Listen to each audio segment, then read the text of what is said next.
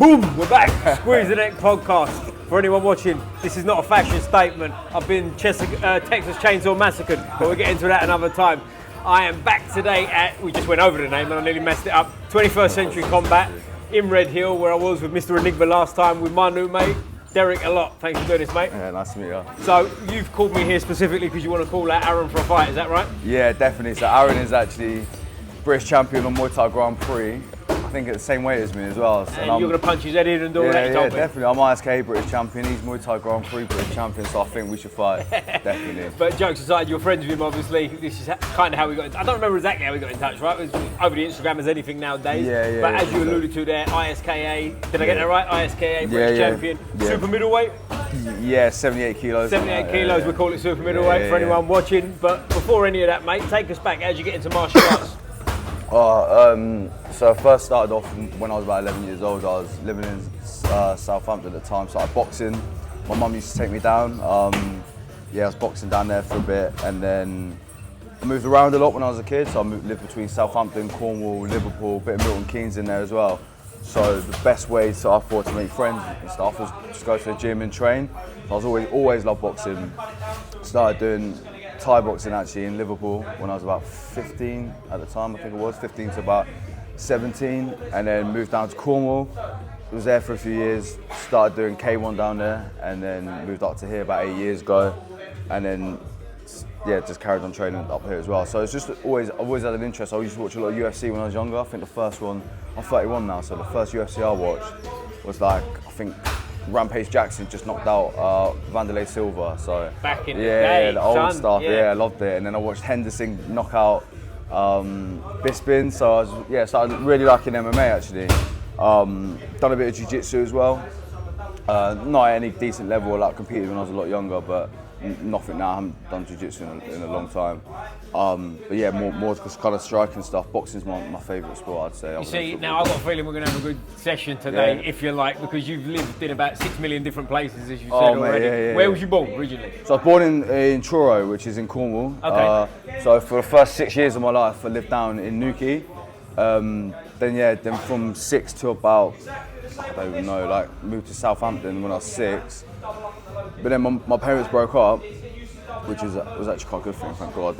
And then she moved away. She went out to Liverpool, and then I just like lived between the two, so I was a bit like all over the place. Fuck, that's a journey and off, that. Oh mate, Jesus Christ. Was that 6 hours, something like that? Yeah, and I used to go up on a coach as well. Just see, so I used to as a kid, Jesus Christ. Back in the day, and by the way, I'm a little bit older than you, so I'm not calling you old, but 31, you're old enough to remember when technology weren't as sharp as it is now. Yeah, so I'm imagining some of them journeys you fucking bored out your brain up there. But like with the boxing and stuff like that, did you fight as an amateur boxer first? I had like a couple like, I guess they're called like, what they're called, like skills belts kind of thing. Yeah, stuff like that. But I didn't really like compete at like any level. I didn't really fight, so in regards to fighting, I didn't have my first fight until like 2019 maybe. That was a K1 fight, and that was with Aaron. We made our debuts together because we trained together before. Brilliant. But then I didn't fight again. I didn't fight until June last year. I had my first proper amateur fight, K1, and then so in like a space of a year, I've come full round to like amateur fight to fighting professional rules now to the British title. So it's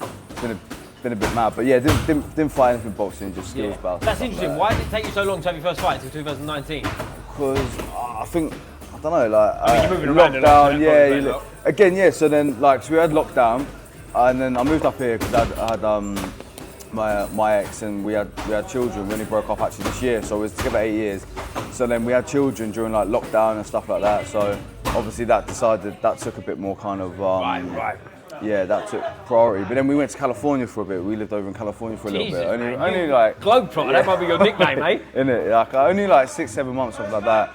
But then I trained over there as well. So I've always trained, but never like consistently, like constantly training to compete for a fight. It's always just like I'll come and train for a bit, I'll stop, I'll still be interested in the sport, I still like watch a lot of the sport, but I just never consistently train. But it's funny you say that, because sometimes I think there's obvious benefits to fighting as well, don't get me wrong, but there is benefits sometimes to training without a fight coming up, isn't there? Because you've got that, it's a different pace, you're more relaxed and you're like learning versus, we all know what it's like when you've got a fight coming up, the stress of it, and you're not necessarily training to get better, are you? You're training to get better for a certain date. So, you know, that can play into it as well, I think. Yeah, 100%. So like last year I had like 6 fights in 6 months, I think it was. Yeah, wow. So it was like, towards the end of the year. This year it's not been as good. I've had 1 fight this year so far.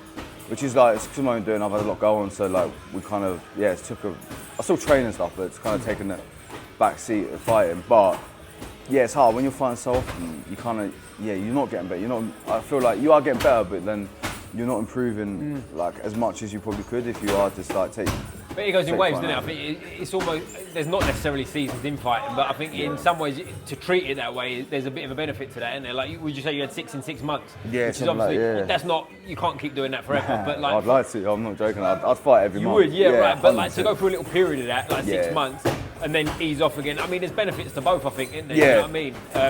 And you're British champion, so like it's working, isn't it?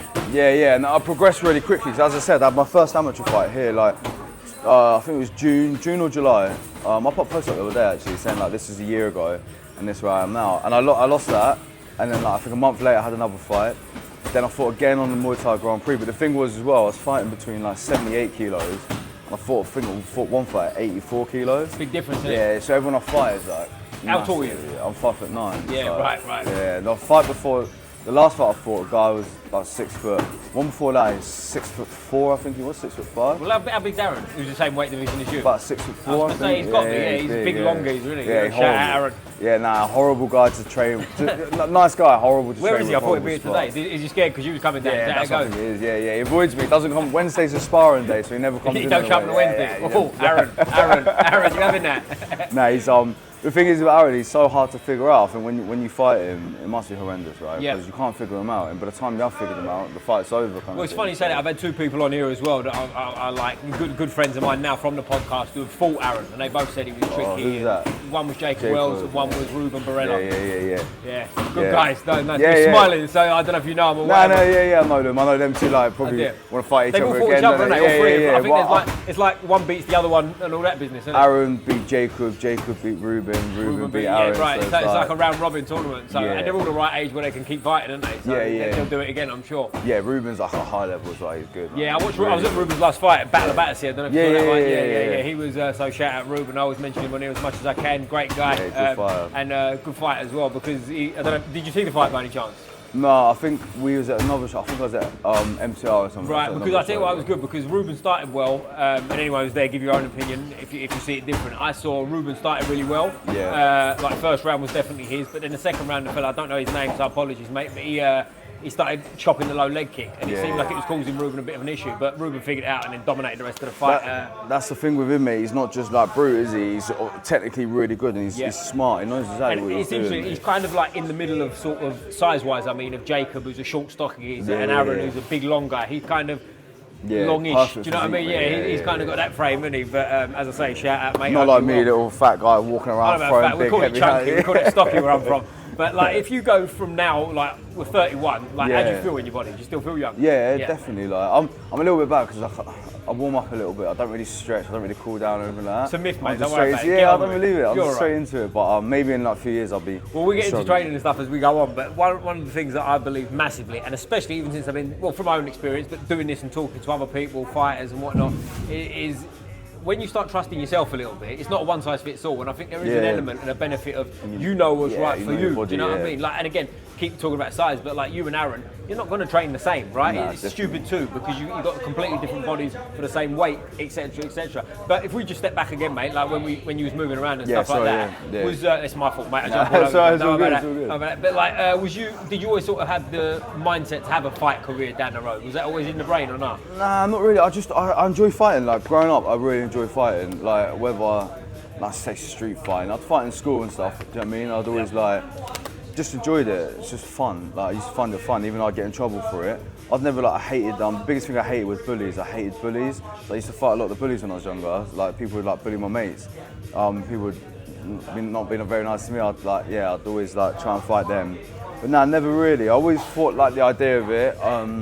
But then as I got older and older, I was like, I just feel like it's a young man's sport in a way. Do you know what I mean? And I thought as I got older, then fighting at a high level was probably not going to happen. And then literally like, then I got older and it kind of happened. I thought it started fighting at a good level, and I was like, so it kind of. And 31, mate. Listen, 31's young, isn't it? Like, and I had this conversation with, I forget who it was on a podcast recently. Like, when you get to a certain age, you feel like you're old in a way. Whether that's 21, you feel like you're older than you are. Whereas if you look at a 21-year-old now, it's a kid, isn't it, right? So I think you've always got time if you make it. But like, I'm assuming you would have been moving around schools a lot anyway, right? From where moving around schools, yes. But I didn't really go to school too much. I hated it, mate. I hated school. Right. Like, really didn't like it. It just I was always quite not academically smart. I would say I'm an intelligent guy, but I'd say that. But we'll ask Aaron. Yeah. Well, mate, anyone's intelligent to him, mate. So no, joking.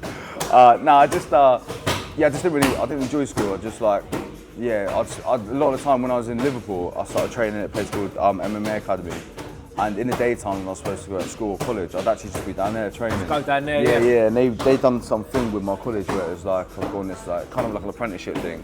So I'd just go down there, clean the mats and train in the daytime. That's cool, and they'd get me my like, little £30 EMA money. And then I play football up there as well, and I get another £30 for playing football. So I'd be like, oh, he's a good footballer as well, was he? I was alright, like. I mean, to be getting paid, you were alright, didn't you? Yeah, but it was like through the college and stuff. So I see. They give you the money for it. So I get like 60 quid a week, and I'll be like 16. Rich, right? When you're a certain age, 60 quid a week will do. Yeah, but the biggest thing as well, especially when it comes to age thing, you guys find always massive. Everything is timing. So everything happens at the right time. If I'd have probably been training a lot when I was 21 and competing then, I don't think I'd have the maturity to be able to like compete at a good level. I think I was just too.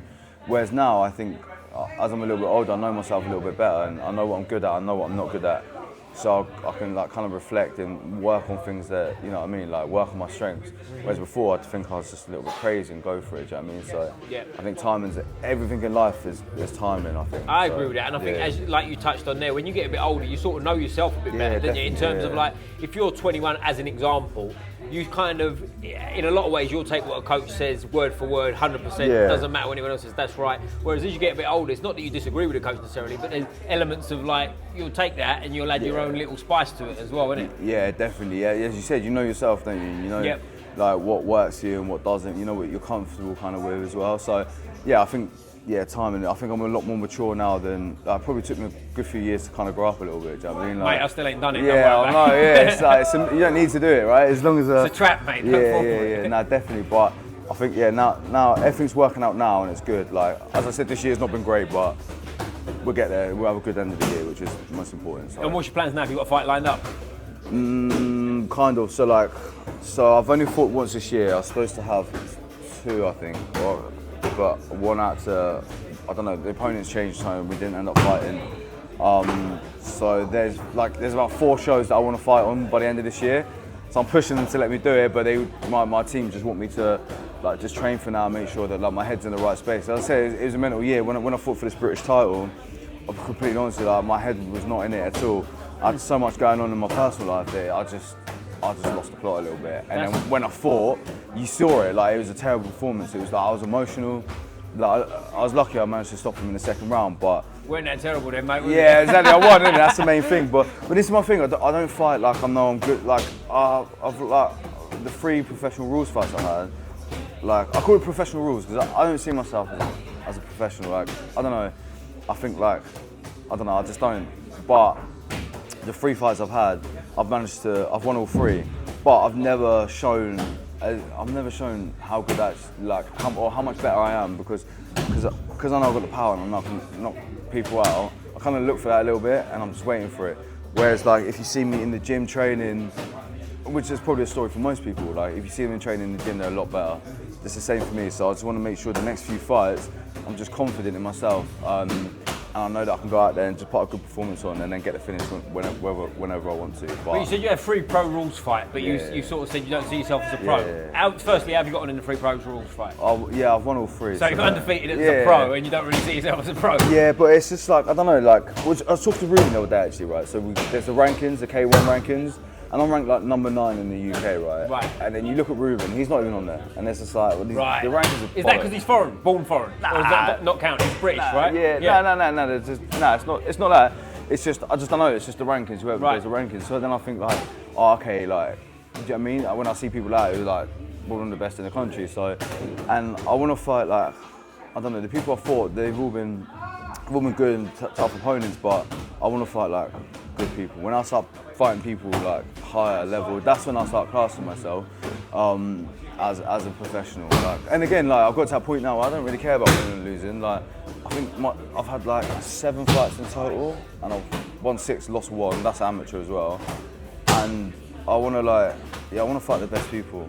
That's it, it's a good place to be though, isn't it? And like when you say like amateur and pro, like obviously in boxing you turn over, you turn pro, right? Is it the same in K1 or is it a bit different? Not even. So like I had the fight in Muay Thai Grand Prix. This is amateur. This is my 3rd fight, I think it was. Yeah, it's my 3rd fight. And I fought in the Grand Prix and I knocked the guy out. He was massive as well, like 6'4", he's huge. So I ended up knocking him out in the 2nd round. And then I got back to the gym and my coach rang me. He was like, "Oh, how much you weigh?" This is like 2 days later, and I thought it's 80 something, 82, 83. And I was like, "Oh yeah," I said, "No," I said, what weight do you want me to be at?" He's like, 78 next week. And I was like, yeah, I could do it. I was like, try and get it to 80 and I'll do it. And I was like 90 at the time. Oh, was you? You went scrambling. I was literally ordering food at the time. I was like, shit. So anyway, I took this fight. It was like 10 days notice, whatever. And then I come into the gym, and Katie, my coach, she was sat there as well. So amateur K1 is 3 2-minute rounds. Professional. Then you go semi-pro where you take the shin pads off. Same rules, just take the shin pads off. And then she was like, "Oh, you ready for 3 threes?" And I was like, "What are you on about?" I was like, "It's semi-pro. It's 3-2 still." And she's like, "No, it's 3 threes." She's like, "You're fighting pro." And I was like, "Fuck." So I was actually quite happy. Like I was like, because I never thought I could do it. Like, I never thought that would happen. And then I was buzzing. And I was a bit nervous, but I was like, shit, this is it now. Everyone who fights at this level was probably quite decent. So ended up losing the weight. Opponent changed. Ended up fighting at 82. But yeah, it was. So it wasn't like, "Oh, you're turning pro." We sat down and discussed it. Like, "You're fighting pro. Right now, that's it." That's mad. That and you can't really go back. Yeah. So I was like, and what's the deal? Because like again with boxing, you can have 5 pro fights and then turn back amateur if you want. I think. That's the rules. Yeah. So like, is that the same with K1 or are you just a pro now? Yeah, but like, I mean, people don't really do it. Do you know what I mean? But it's like, you can fight anywhere, right? But like boxing's a little bit different. Isn't it? You gotta get licensed. You gotta go through your medicals. Essentially a different sport. Yeah. With K1, like no one gives a shit. Like really, like someone over there could go and fight pro tomorrow. Do you know what I mean? Like there's no governing body really. Do you know what I mean? Everyone's kind of like doing their own thing. So you can kind of do what you want. Yeah, that's interesting. I think it was funny with your mindset where you sitting and listening to you going like didn't really believe in yourself stuff. But it seems like everything's working out and falling into place. Do you feel like that benefits you? That you sort of, I don't want to say you don't care, but you know what I'm saying? You're a bit like whatever. No, I do care, but like I just I don't always like believe in myself at all. Do you know what I mean? Like, I just think, I just see other people and I'm like, "Oh my god, they look so good." But then like every time I've trained with people now, I'm always like I feel like I can hang on a level with like some people who are like high level, so it says a lot. And like I definitely care, but it's just like maybe like doubt myself a little bit. It's funny because a lot of people you'll speak to, because I've got like a decent Instagram and I post a lot and all this bollocks, right? A lot of people think I've got this ego and I'm a bit of a dick, but someone said to me recently, they said, "Oh, you've got this reputation, you're thinking like a bit of a dick and a bit cocky." And I said, "No, you've met me, do you believe that?" And they're like, "Nah, not at all." Nah, very mellow, chill guy. Yeah, definitely. And like maybe I come across different, but yeah, it's weird actually how people think that. But you're sitting here with you, like, obviously we spoke before, but it's the first time we've met in person. But you are a very chill guy. You wouldn't necessarily know you're a fighter by listening to your chat or anything, would you? You know what I mean? You're just a normal, nice sort of fella. But if we go to the weight situation, because you said like you was up to 90, was that? And do you normally walk around at 90? What are you right now? Yeah, about 90 now. I tell myself at 90.3. Yeah, I need to come down. So like, it's hard because I fight at a heavier weight, right? So I fight like between 78 and about 82.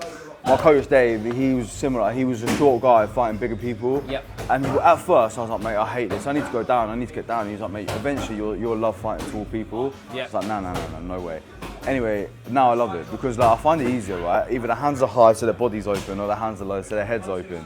And I've got a good overhand. That's like probably my shot, right? So. But also, there's benefits to that too. Because my first combat sport that I ever competed in was boxing, amateur boxing, and I was shorter than my opponents most of the time, you know. And you get used to that, don't you? And like on the odd occasion where I fought someone shorter than me, that was a different ball like. Yeah, I struggle with the guy saying my height. Do you know what I'm saying? It's like I'm not used to this, and it's all true. But I just feel like if you're killing yourself to make weight, going down ain't always the right way either, for multiple reasons. Firstly, because you feel like shit, but also, listen, going down in weight ain't no picnic, man. They're fast guys, aren't they? That's what I'm saying. So I think the weight I'm at now, if I go to like 72 and stuff, they all hit hard. but they move as well. Yep. Whereas at my weight, I think they slow down a little bit, and just certain people, but they do hit hard. Everyone kind of hits hard, but then I hit hard. Do you know what I mean? I think I've knocked everyone out of 4 except from like one or two people.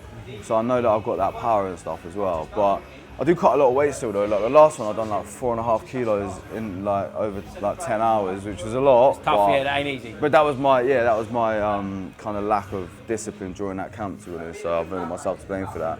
But yeah, I like fighting it this way, and yeah, I don't want to go any higher. I want to stay between 75 and 78 now. And what's that like getting down to you for 78?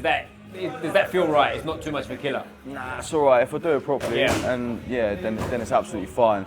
If I don't, I kind of mess it up for myself. The last one I kind of fucked up myself a little bit, but I made the weight, and like I missed weight once. My first ever fight, I missed weight, just because like.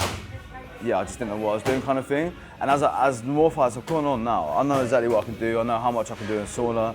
I know exactly what weight I need to be. Like I'll be like a certain weight like a week before, and everyone's like, "Fucking hell, you're right." And I'm like, "No, trust me, I'm fine. I know exactly what I'm doing." Yeah. So I've never had a nutritionist ever, and like.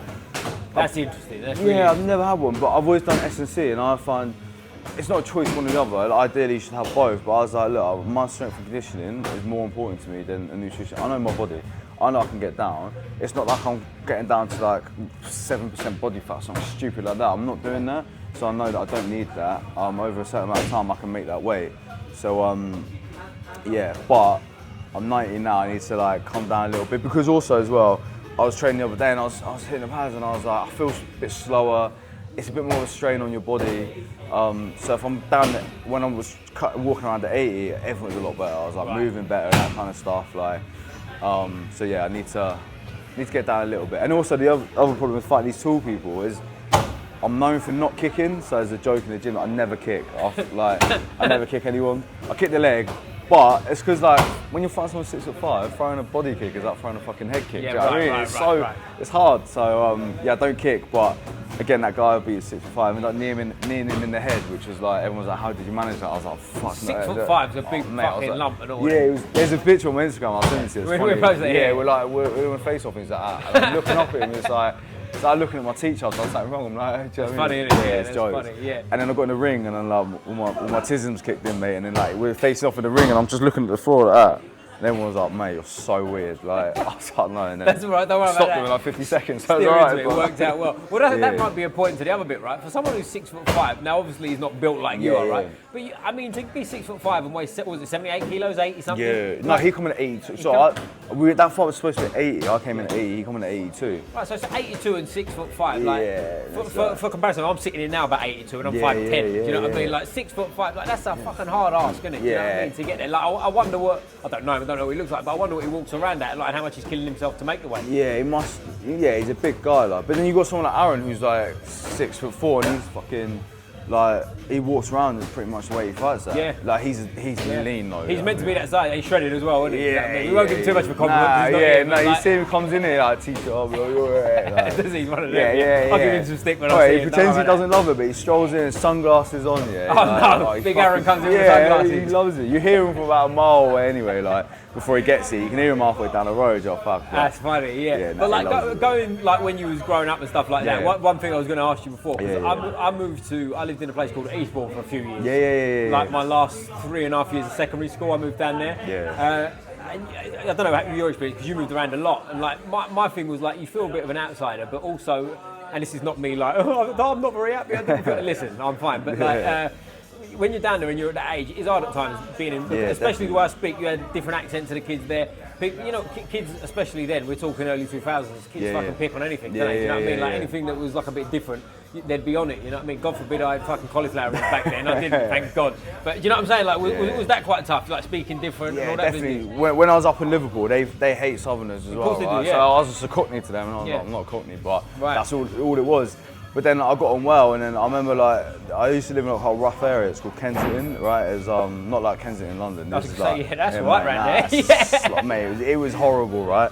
But like I used to like go and like I was a kid back then, so I'd get the bus and stuff. There was always like one guy who would give me shit every time. I used to like be like I want to avoid seeing him kind of thing, because he's a bit nasty fucker.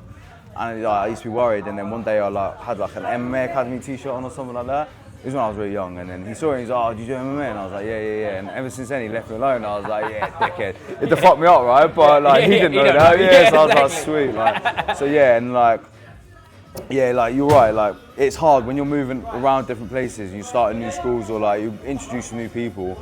A lot of these friends, they've been together for years, and you're like on the outside, kind of jumping in. That's why like gyms are perfect places, mate, because you've got like people in here, all from different backgrounds. No matter what they do, right? You all just become like a friend. You know what I mean? Like people you'd never meet before. They support different football teams. Like they come from different. They got different jobs. Someone on the wrong side of the law, someone on the right side of the law. But in a gym, you're all just a friend. You're all part of the team. No one cares when you come through. Yeah, no one gives a shit. Yeah. If you're in the right gym as well. Yeah. No one cares. You're right, because that was the big one. Like I was just thinking about it then when I was talking to you about it. Like the biggest thing I noticed from being sort of like, if you call it an outsider, not that it was a hard time. No, it was right, but like. Because I spoke different, like I had a different accent. That's what made things tough on me, because you can't get away from that really. You know, unless you're sort of, I don't know, 6'5" in a different colour and you stand out that way, which I didn't. Do you know what I mean? There's an element of everyone's always half giggling at you. Yeah, especially having this accent up in Liverpool, mate. I bet. It was madness, but trust me, it's them with the mad accent. Shout out to the Liverpool Massive. But then, like, again, this is what like it's taught me as well. So in this gym, when new people come in there, like I'm always trying like. Be nice. I'll speak to them, I'll chat to them, I'll try and help them, because I understand how hard it is. For, if I walked into a new gym, it'd be hard for me, right? And I'm like, it's supposed to be an established fight kind of thing.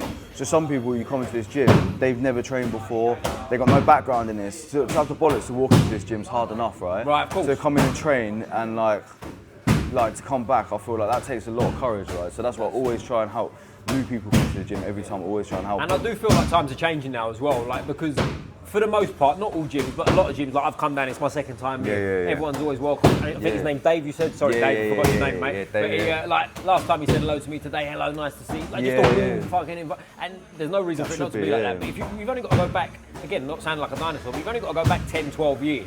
And that weren't always the case, man. Sometimes you go in a different gym like this, and people will be fucking snarling at you, and who's that cunt? You know what I mean? It's like, it don't need to be like that now. And I do think part of that's the new generation coming through, and things just changed, don't they? Yeah, it is true though, because like, and what the other thing is, people realise is, I think UFC changed like kickboxing, Jiu Jitsu, everything, right, since that came in. I think what people realise is like, people who can fight now, they're not always this big fucking hard looking geezer. You get absolute nerds, right, or people who look like nerds, who can smash the shit out of you, or like they can wrap you up in jiu-jitsu and do things here that you don't want to be done. Especially jiu-jitsu guys. Like, a lot of the time strikers, not always, but for the most part, look like a bit of a tough guy, mostly. Whereas, I mean, there's a lot of jiu-jitsu guys that look tough too, don't get me wrong, but like, there is also that skinny nerd that don't look like anything, that's got a book bag on his back and glasses, isn't it? You know that's the one thing I learned young. I'm like, don't fuck with people like out on the street, because you'll get that guy who looks like he can do nothing, mate, is the one who would just like do anything to you. So, and mostly nowadays, everyone, I don't know, a lot of people think they can fight and they really can't. But then people who know they can fight probably can fight. So it's just like, you know what I mean, leave them alone. Like, this guy used to train with me, he had long ginger hair, quite small, like looked like an absolute dog, didn't mate. have a chance, bless him, did he? Yeah, no, but mate, then it turns out he was the hardest geezers in the gym. Of course I was like, fucking hell, like, Yeah, it's funny, isn't it? But like you said before, you was a big UFC fan, which is what you're into fighting, like, and you did a bit of grappling stuff now, but I'm taking it now you focus on your career, you don't do any grappling. Yeah, no grappling. I would like to do it, but it's just timing, isn't it? Like, what happened to the MMA sort of ambition? Did you just sort of like got into K1 and that was that? No, MMA, I'd always loved to do MMA. I think it's, I do like it. But no, I love kickboxing. I'm massive on K1. So Joe over there, me and him argue. He's like massive Muay Thai guy. He thinks Muay Thai is the best sport. I think kickboxing is much better. It is better, but we argue about this every single day. They're both very good sports, but he's giving the old throat slash over there. He's going to do you after. Yeah. We argue about it all the time, like it's constant. It's in the gym. I'll be at home and we'll be arguing about it on Instagram. It's just all the time. We'll go to shows and we'll argue about the kickboxing's better, but nah, they're both good sports. And we've got to get someone in here that likes taekwondo, haven't we? And starts arguing that taekwondo's better. Fucking Aaron, isn't it? He's black belt. Yeah, of course, Of course, I forgot that. Yeah, of course he is. Sorry, Aaron. Shout out, mate. Nah, it's not. That's definitely not bad. That's definitely not bad. Nah, but to be fair, in their own rights, they're all quite good. Do you know what I mean? And I think all arts are, and like I say all arts. Take that with a pinch of salt. We're not mentioning Aikido. I think like that. Shout out to the Aikido, massive. But I think everything's got a place in it. Do you know what I mean? And like I've had this chat on it multiple times with MMA fighters and whatnot of like how it's not the move that's wrong, it's just the timing of it, isn't it? Do you know what I mean? So like if you can grapple, you can afford to throw a fancy kick, can't you? Because if you get taken down, you're fine kind of thing. Yeah, that's why you're seeing a lot of UFC stuff, a lot of people, they don't really throw body kicks too much, do they? Because they don't want to get taken down. Right. And like the striking's always a little bit different. They're always kind of a little bit out of range and stuff like that. And they don't, which is, some of the MMA striking is shy, someone's really good. Because it can be a bit disjointed as well, can't it? Because there's a lot going on that they're worried about and stuff. And even like Gokhan Saki, who's a fucking kickboxing legend, isn't he? He got knocked out by an MMA fighter, do you know what I mean? Because in the UFC, Khalil Roundtree, because he's like thinking, isn't he? Roundtree is good Muay Thai fighter. Really. He's a good level. But I do like MMA. Like I'd like to fight in the MMA gloves. Is that still on the cards? Would you still have an MMA fight at some point? Fuck, mate, I'd fight anything. Like, would you? Yeah, I'd have a pillow fight or something tomorrow if they asked me. Easy now. I'd do anything, mate. Easy now. Anything. I'd literally probably do anything. Like, because it's just, I just find it fun and like. It's like, and the beauty of it is, it's just like two people think they're better than each other. And I respect anyone I've ever fought. I've got utmost respect for them. Like, I've trained with most of them after. I speak to them after the fight.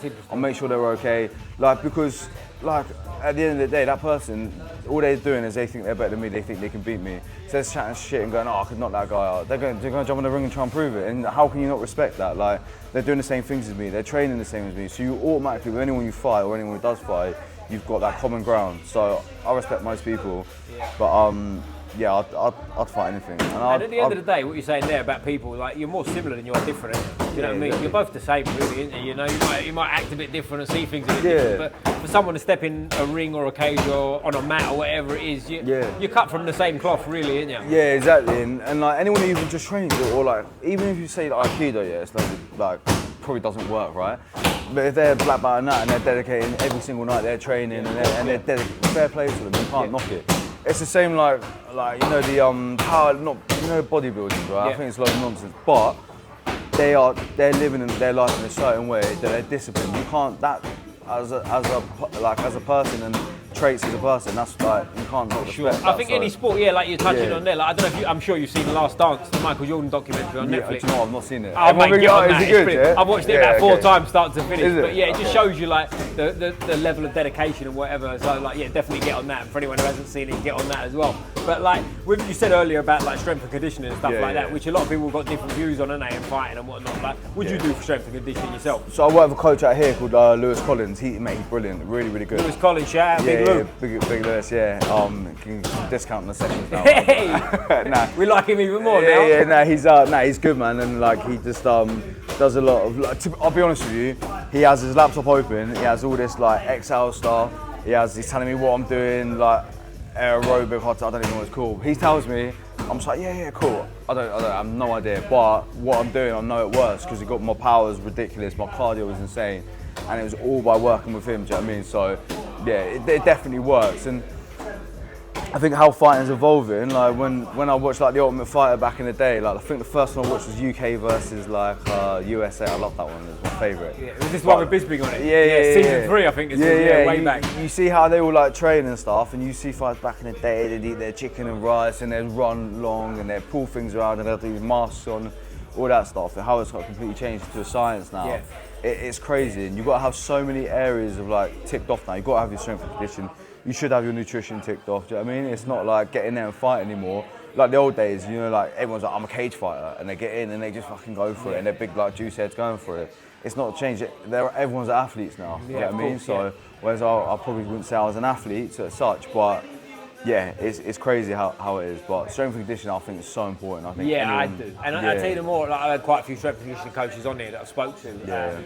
And again, I'm not speaking for them, but they all kind of come back to the same principles of the sort of, well, from what I take from it, I'm not putting words in their mouth, of like train a human to be a human, athlete first, do you know what I mean? And like the rest will fall in play. Like, because like you said there with the old school stuff, you'd see people doing like, I think it was called caveman training. Do you remember this one? Where they'd be doing like a circuit, they'd do all kinds of mad shit and whatever, basically exhausting themselves. It's like nowadays people are training a bit more, I don't want to say simple because it sounds like you mean a bit dopey, but like in terms of the meat and potatoes of training, like you don't have to give your secrets away, mate, but like with your sort of stuff, I'm assuming from what you just said there, like it's very sort of linear, get stronger, get faster, get explosive, and let the fighting take care of itself. Yeah, pretty much. Obviously, you gotta have a good base and stuff, but then like you gotta have a bit of everything, right? And like this is why a nutritionist would be good for me, is because like, I'm not disregarding what nutritionists do. They're great, but being able to fuel between sessions, that kind of stuff. I think that's where it'd be good for me. But then, like, yeah, so you got to have a good balance of everything, I think. Obviously, you can't just be an athlete because otherwise you can't fight. You can't just be a fighter because you've got to be an athlete. Of course, yeah. And everyone else is doing this now, so you kind of got to do it. So it's in varying degrees as well, isn't it? Yeah, you know like, what I mean? Do you know who Dean Thomas is? UFC fighter, UFC, black guy, exactly right. Yeah. He was like, just before, I think there was a belt, I think he beat Matt Serra before there was a title in the UFC lightweight division. I might be a bit wrong on that, but around that era. Anyway, he spoke about like how there's 3 types of fighters, and I heard it for the first time, and I agree with it massively. It'd be interesting to see what you think. He said there's like your artists, like, and you've got varying levels of all 3, right? So it's like you've got an artist who would be an example, someone like Muhammad Ali gets in there and does his thing. Yeah. There's an athlete who's like an pure athlete and puts things together, and then there's like a pure fighter who's like, you know, you just got to throw meat at them and let them do their thing. And we've all seen that, right? There's different levels of guys. Some guys you look at and you watch him move and you go, how the fuck's he going to be athletic? But he's just geared that way and he does it, he gets on with it. Do you know what I mean? Yeah, I think that's probably where I fall into, just a fighter, just go in and fight and like, yeah, but then, they're all like, but then I look at like the artists and that's how I want to be. I'm like, I'd love to be like that, but I'm just, as I'm more into sport, I understand my level. I understand where I am, I understand where I'm not, I understand where I can go and where I can't go. So I'm comfortable with that, do you know what I mean? I'm fine with that. I'm just having a good time and just going to do whatever I can do and achieve. Like right now, that British title, right? Like for me, I never thought I'd get that. So getting that, I'm just like fucking sweet, do you know what I mean? I'm happy with that. No one can ever take that away from me. So anything I do now, I'm not asked, as long as I'm having good fights and I'll say I'm not asked, I am asked, but like, I mean, like anything now is a bonus for me. Right. When I started fighting, I set certain goals that I wanted to achieve. I've done all of them and more now, so I'm like, shit, what do I do now? Mad that, isn't it? Yeah. And you've only had 3 pro fights, so it's happened quick, isn't it?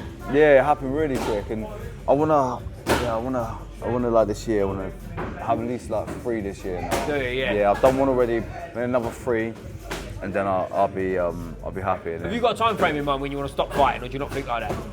Yeah, I don't know. So like, I've got a good career, and I've got children as well. So like, I always think like, maybe I always said like 35, like, do you know what I mean? Because it's not that. It's a time you got to commit to training as well. That's difficult. That's like, the thing. I train 3 times a day, and it's just like it kind of become hard. And I'm in a really fortunate position in my career where I work from home. What do you do? I work for a consultancy company, like energy transition stuff. Okay. It's like proper job. Yeah, believe it or not, mate. Like, I was in New York recently in Toronto and stuff, and I put a picture on Instagram, me in a suit having like meetings, and everyone's like, "You got a proper job?" I'm like, "Yeah, actually, believe it or not."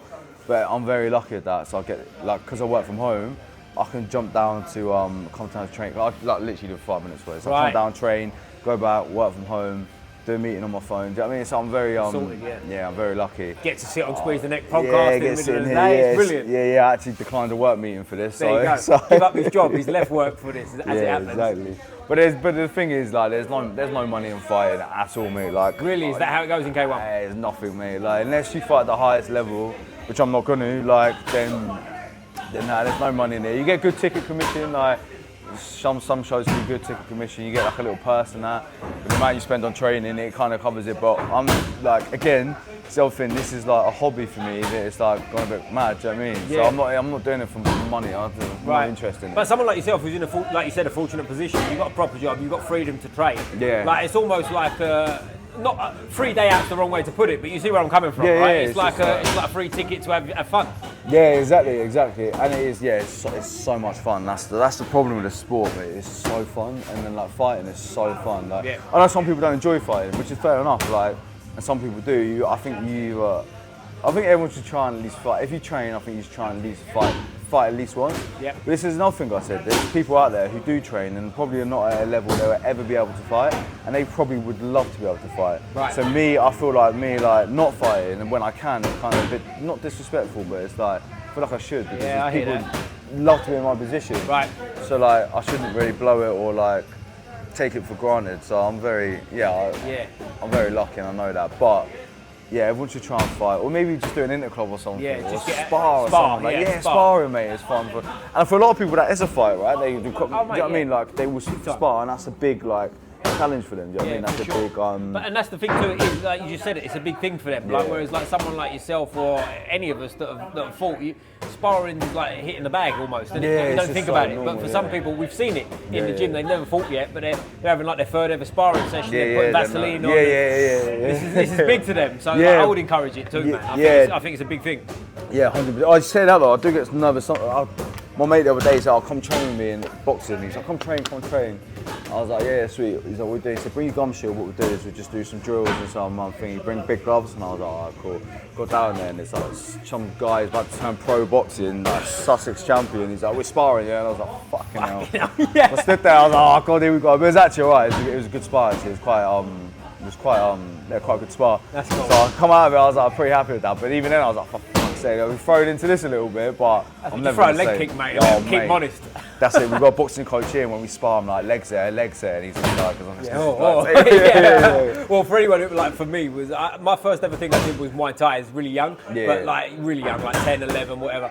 And then like boxing was my first sport I competed in. Like, I've never fought kickboxing, but I've done a fair bit of sparring. And like the first time you ever get dinked in the leg, that's an eye opener, isn't it? You go like, oh, okay. Like, I thought I had this striking shit covered, but apparently not. Nah, when I come in here, I was a bit more of a boxer. My leg was always in, and now you get these calf kicks as well, mate. Calf kicks are horrible. They'll let you know real quick. But like with your strength and conditioning and stuff like that, like what do you do for strength and conditioning? Are you a big weightlifter or anything like that? So we don't really lift heavy too much. So like we do different things. So like, and again, if your secrets that's given away, like don't say it. But you know. Nah, we do like stuff where like we do like explosive stuff, and then we do stuff where like it's a short recovery. I think it's called like aerobic, anaerobic. I don't even know. He tells me. Yeah. But I just I'll just do whatever. Just point and I'll do it. Yeah, pretty much. Yeah. Because it's like I enjoy it, but I don't enjoy it as much as like. So I'm just like, right, tell me what to do. I know it works. Let's do it. So we do like a lot of like stuff with the resistant bands and stuff. Plyometrics. I used to watch people do plyometrics. I was laughing like, what the fucking idiot doing? How's that hard? And I do it, and I'm like, oh mate, this is actually quite difficult. So it's a lot of like explosive for myself. The program he built for me is like explosive power because that's what I'm good at. There's no point in trying to improve the things I'm bad at. I might as well just get really good at the things I'm good at, right? I believe in that. Yeah, because I feel like you can sit there and focus on like certain things, but with that program we smash a lot of the power stuff and get more cardio going. So we mix it up. As I said, a lot of stuff with the bands, a lot of like throwing stuff, all that kind of shit. And the good thing is, when you got a good strength and conditioning coach, he's really passionate about it, and he wants to, and he's always like going away, getting new things, bringing things in. He's like, oh, I'm going to try this because it is. It's actually quite refreshing. It's actually quite good. So it's good to have a coach like that. What's his background? Is he a fighter himself? Nah, he does Jiu Jitsu. I mean, he's like a brown belt or something. Oh, okay, I always tell him I'll tap him, but I stand by that because he's never offered to grapple me. So he don't want it. He doesn't want it. If he don't want it, that's a forfeit if you ask me. Yeah, definitely. But like, I'll tell you what's interesting. What you said there, where you said a bit earlier, you're not going to go to the top level. Nah. Which the reason I bring that up again is because you said before, like when you turned pro, what your ambition. I was going to say what your ambition was. More relevant, what your ambition wasn't really, innit? Where do you see yourself going in this game? I don't know, like. I don't really have many like goals, you know. Like, the reason I don't have the goals is because like if I'd have started and said I want to win the British title at ISKA, I'd have been like so unachievable. I know it's like you can achieve it. You can achieve anything if you want to put your mind to it. For me, that saying is complete bollocks, right? Because like if I wanted to be Usain Bolt in 100 meters, I could train every single day as hard as I possibly can. I'm never going to beat him in 100 meters, right? So again, it's like you can try and make an attempt to do things, but I think I'm very like grounded. So right now, I feel like I'm quite happy with what I've done. It's interesting you say that as well. Like, there's also like boundaries of what you're willing to give up, right? You said you got misses and kids. Like, if you said, right, fuck it, I'm leaving them, I'm going to Big Bear, they can take care of themselves and I'll never see them again. You're not going to do that, are you? Do you know what I mean? So it's like there's varying levels of what you can give up anyway. Well, that's the thing. Me and my ex, we just give it 8 years, had 2 children. We broke up in like January time. And a lot of it was probably, like, not a lot of it, but some of it was to do with like the time I was spending at the gym. Was it really? So, which is quite sad, mate. It wasn't like the ultimate factor, right? But some of it maybe so maybe you do have to sacrifice quite a bit. And Like, but then I know that training makes me a much better person, and it makes me better for my children. Right. Like my children, like look, when they're gonna be able to say their dad was a British champion, and like when this belt, the last one I won, I didn't care. Like I was so gone because of the breakup and stuff. My head was completely fucked. The only reason I wanted to fight is I promised my son the belt. I said, I promise you I'll get you this belt, I'll get you this belt, I'll get you this belt. And that's why it's so emotional for me. Like, how old's your boy? He's 5, literally next month. So he's getting to the age where he understands. Yeah, he gets it, yeah. And then like, with someone the other day, he's like, yeah, my daddy got me this belt. And I was like, yeah, I love it. Feels good, it made it the best feeling. Giving that belt was the best feeling. So that's why I done it, and that's why I was so emotional in that fight. Whereas now I'm like, yeah, now I just wanna fight, have as many fights as I possibly can, fight good people, and just be like, have the recognition of like, yeah, he was alright, he was a good fighter. But it seems like you enjoy it as well. You just enjoy it, which in a lot of ways I think it's probably the best reason to fight, if all things considered, right? Because let's be honest, listen, I don't need to do it, it's not my job. But it's dangerous, isn't it? Do you know what I mean? You could get in there and get kicked in the face next time, and life changes, do you know what I mean? So like for you to get in there and not do it for like the stress of the bills or something. Yeah, exactly. Now obviously if you're I don't know, a top level boxer and you're earning millions of pounds for a fight, you wouldn't know that stress weighs in, doesn't it? Do you know what I mean? But like for like you said, K1 it's not really an option to sort of make millions and whatnot. It's different, isn't it? I think if you're the very highest level, like Glory or something like that, right. or like go to the UFC and stuff, you could, but not the level that a lot of us fight at, but fair play to people for doing it, because like it's such a weird hobby to have, isn't it? And it's just like, I think you got to be a bit of a loon, like you really do, like.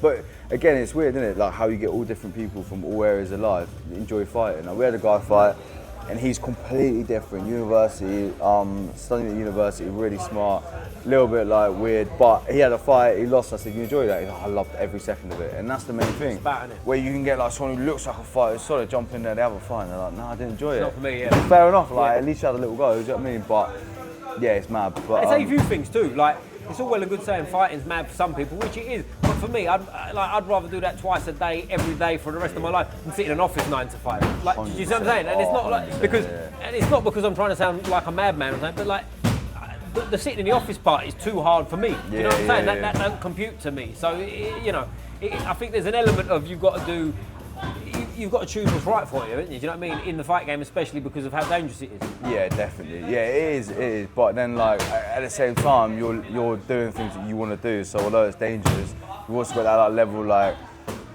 you're free, aren't you? You're doing what you want to do. And you're making a choice to do it, and then, like, fair play to people. But I think, and also the sport is like completely changing. Even now, with like one championship, we've got UFC still. People are watching so much more of the sport, and everyone's just getting better now, aren't they? Yeah. Remember, like back in the day, like UFC, like or MMA, everyone would be like, yeah, I'll do UFC. They wear their tap out UFC, shorts, bro, always in a bit of tap out and shit like that. Come in with their stuff on, and then, but now, but they would come from a sport and go into MMA, whereas now people are coming through their MMA. They're the kids doing MMA, they're Jiu Jitsu. And it's like the levels are like. But we can see it more now as well, especially like in America I think it's different, but in the UK, like if you go back 10 years, it was difficult to watch UFC on TV. Maybe a bit longer than that, but like it was hard to watch it, like you couldn't just watch it. And even now, like it's accessible if you've got the right channel, but it's still on at 3 in the morning, 4 in the morning. Do you know what I mean? That's still tough. Isn't it? I used to go to CEX, right? This is in Liverpool at the time, you go to CEX. And I'd buy all the DVDs, all the UFC ones, and then I'd watch them and I'd take them back, sell them and buy more UFC ones. That's how first CEX, that's old school, isn't it? That takes me back, like, that's how I used to watch the UFC stuff, and that's what I like. That's funny. When you had to actually buy a disc to watch it, it's a pain in the ass. I stick on my PlayStation and sit there watching it. Yeah. And I'd love it. Like I still watch UFC to this day. Like I'll get up for it. Do you now? Yeah, still a fan. Yeah, I used to have a little fire stick and that, and then I'd be like, fucking hell, no, I'm get rid of it. So I ended up getting like all the Sky, so I could record it and get up at like in the morning and watch it, but I still sit up and watch it now. That's the trick. What you said there, that's what I've done for years. I don't stay up because you ruin the show. Ruins your day as I well, go to bed early and wake up at 5 and watch the last 2 fights or whatever is kind of my thing. But are you a UFC fan of like current things going on? Yeah, definitely. So you're up to date with the old John Jones, Tom Aspinall? Yeah, mate. So for anyone watching, this comes out sort of 3-4 weeks after we record them, right? So maybe the landscape changed a little bit, but from where we are right now, John Jones has just retired, isn't he? Right? So Tom Aspinall's champion. Donald Trump's announced there's going to be a fight at the White House. John Jones has said, not so fast, maybe I'm back. Like, what do you think about this whole scenario? I think, do you know what? I like John Jones, mate. Like, the reason I liked him is because he's just fought era. It's funny, me and my mate was doing this the other day, we was watching UFC, and we was going through his whole resume, like who he's fought, which fighting order as well. And I was like, mate, it's like, he's done era of fighters, right? But I think Aspinall will beat him now, to be honest. You do? Yeah, yeah. I think he's too big, too strong, and yeah, I think he would beat him. But John Jones in his day, mate, was like the bollocks. Do you think it'll happen? Do you think he will come back and take that fight? I hope so. It'd be good for both of them. I'd love to watch it. I went to New York to watch Aspinall win the heavyweight title. So, damn. It's very lucky. So me and my friends was always like, we've got to go to UFC at some point. So we went to, we booked tickets. It was John Jones was supposed to fight, what's his name, Stipe. Yeah. So that was on. We bought the tickets for it right at the back, right? Yeah, for like fucking $1,500 a ticket. I was like, oh. That's dedication. Yeah. Right? So we bought like 3 tickets, and then I come in here one morning. I was in my car. John Jones pulled out. I was like, nah. So he was gutted, and then it was Aspinall, Pavlovich, yeah, and Pereira, who I met, love Pereira. Pereira and who did he fight? On that card, I can't remember who he fought. Jiri Prohaska was it the second one there? Yeah, okay. Yeah, so ended up, so my friends were like, nah, get a refund on the tickets. I was like, mate, this card's better. So got a refund anyway. Got to New York, bought the tickets back for like $400. Same tickets back when we got there, I know. But then they went in and I was like, fuck this. I was like, I'm gonna go and get some food now. I got some food first. I walked in, mate, they sat at the back. I walked in from like, I was literally about 15 rows from the front. You see the back of Trump's head, mate, and everything. He's so close to me. So I sat in these like $5,000 tickets, mate, just sat there watching UFC. What was that like? Just to go through loads of security checkpoints and all that? Nah, I got in, mate, and then I walked in. Literally just walked in, walked past him. Like I was in New York again a couple of months ago, and Gervonta Davis was fighting at the Barclays. And this one where he went down. Yeah, he done his hair thing, and I was like, oh, I don't really like Gervonta Davis. The tickets were so expensive. I was like, nah, fuck this. So I ended up, got to my hotel, and all the boxers were staying at the hotel, and then they were getting lifted to the Barclays. So I was like, oh, I want to go. So I was watching in the bar, like nearby, and then I was like, nah, fuck it, I'm gonna go out there, see if I can get in. Went up there, some guy gave me a promoter's pass. So he walked me in with his pass, my pass. He walked me in, got me inside, and then he took the pass off me and left. So I'm like inside, but you can't get to the seats, right, because there's security on the door. So I was like, fuck. So how am I going to get through to this bit? Because they're asking for tickets. So I saw one person, they were on their own. I was like, I know what to do. So I went and got 2 drinks, right? And I walked through. They're like, you got your ticket? And I was like, oh yeah, it's grab. Oh yeah. And I was like, hold these. And they're like, no, just go through. So I sat there in like $8,000 tickets, just sat there watching the fight, mate, like right near the front as well. I was like, oh, this is unreal. So I don't know how I always end up at these random events, mate. Like, just mate, that's thinking on your feet, mate. That's brilliant. What did you call it earlier? The tism. I'll take a bit of the tism. That's our next trip. We've got to go to New York together and we'll find a fight somewhere you can get us in. That'll be the one. But they're mad experiences when you get there, aren't they? Like, because the only thing I can liken to that was at the O2 back in the day. James DeGale fought George Groves. And I had tickets like up in the gods like that. But we got there really early because our mate Bradley Skeet, shout out Bradley Skeet, was supposed to be fighting in the country. You know Bradley Skeet? Yeah. I don't know him personally, but he fought. Didn't he fight Hamza Shiraz? Hamza Shiraz, yeah. Bradley Skeet back in the day I was at the same amateur club as him, like years ago. Yeah. And I was actually with Joe Joyce that night. Do you know Joe Joyce, the boxer? Yeah, he comes down this sometimes. Does he? Yeah. I think he's training up the road. I think he's strength and conditioning coach. That's him, probably right. Yeah. So I haven't seen Joe for probably 3-4 years now in Elsfield Club, but we were there together, me, Joe, and another kid, Michael. We've gone to watch Bradley. He was a floater at the time. Didn't end up fighting that night, blah, blah, blah. Anyway, James DeGale, George Groves. So we're sat up in the gods at the time. Like, I don't know, we probably paid 40 quid for a ticket off of Brad, right? And we're sitting there. But we got there really early because we don't know when he's on because his bout's floating. So we did that. We went right down to the front in the however many grand tickets. And every time someone comes, sorry, just shuffled along. Move along, exactly. We ended up staying there. So we're like perfect seats anyway. So, but my story don't really compare to his Trump story, does it? We're on the New York trip there. Yeah, that Trump, mate, honestly, it was crazy because he walked out at the time to Kid Rock, because he walked out Dana White, Kid Rock, and obviously Trump, and he walked out to American Badass, mate. The whole place went mental, and I was just like, fucking, I was like, well, people have switched, didn't they? People seem to like him back there now. They love him out there, yeah. Because they didn't before. Nah, I think there was a bad administration after, which kind of made people like him. And also, you got to think of the crowd the UFC probably brings in. It's probably a little bit more like, a bit more of a man-to-man type of thing. But I tell you what was interesting. I went to Denver, Colorado. I was out there in, I forget the month, but 2019, just before the lockdown, right? And they, I went twice. I went 2019, and then I went 2020 February, right before the lockdowns, right? And it was very sort of like, fuck Trump, we don't like Trump, Yeah, we, yeah, you know, yeah. blah, Depends blah, where you whatever. go, and you got your red and blue And then I states went and back after it, after the lockdowns, Yeah. what are we now, 2025, so probably back end of 2024. Yeah. Mate, I tell you what, same place has switched. Like, Yeah, and people would, if anyone watching this from Denver will go, no, we fucking don't. But listen, from my experience, everyone switched and everyone fucking loves him now. I think it's because like now, everyone's like gone the opposite way. Everyone's gone anti-woke now, haven't they? Right, Like, it's pendulum, mate. It goes one way and the other, and then it meets in the middle, doesn't it? The problem is that I feel like everyone is either too far left or too far right, and people like they like in this country it's like America's a two-party system, the UK is not. But then like people vote for who they want. Oh, we don't like Keir Starmer, so I'm not voting for him. But it's like people don't vote on policies; they vote on like, oh, I'm Labour, I'm never voting Tory. It's just like, shut the fuck up. Yeah, don't worry, like, yeah. Yeah, that's why the gyms are good, because no one cares who you vote for. But I tell you what's anything, interesting, I think, as well, a lot of it, like, if you meet most people are somewhere in the middle anyway, for the most part. It's the loud minority online that sort of and they're so uneducated as well. They're fucking stupid. They look on Instagram, they take every bit of information as real information. And they've got no life experience, that's the thing. Exactly. They've got no life experience. Yeah, like, whereas I'm like, mate, I've always been the same with anyone, right? I've got someone here, one of the kids here in the gym recently, he's a young guy, and he said, do you like this person? I said, yeah, they're right. And I said, do you like him? He was like, nah, not really. And I said, why not? And he's like, oh, I don't know, I just don't. And I was like, no, what you're doing is other people are saying they don't like him, and you're basing your opinion on that. I said, make your own opinion of people. And that's what I've always done. If like most people say Joe's a really nice guy, I think he's a knobhead.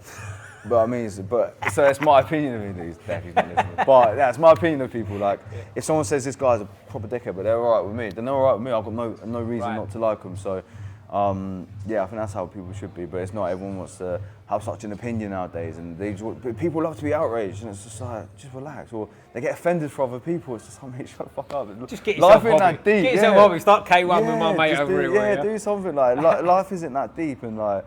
It doesn't need to be that deep. Everyone just chills out a little bit and just fucking... Get a hobby, right? Get a fucking hobby. Have a hobby, Get a hobby for yourself, get a hobby. Sitting online. But I tell you what's interesting what you say there, like a lot of like fighters that are sort of fighting at your level and whatnot, they coach as a living. Like you've got a proper job, so I'm assuming you don't coach at all. Well, I do PTs and stuff. Oh, you do? But but like...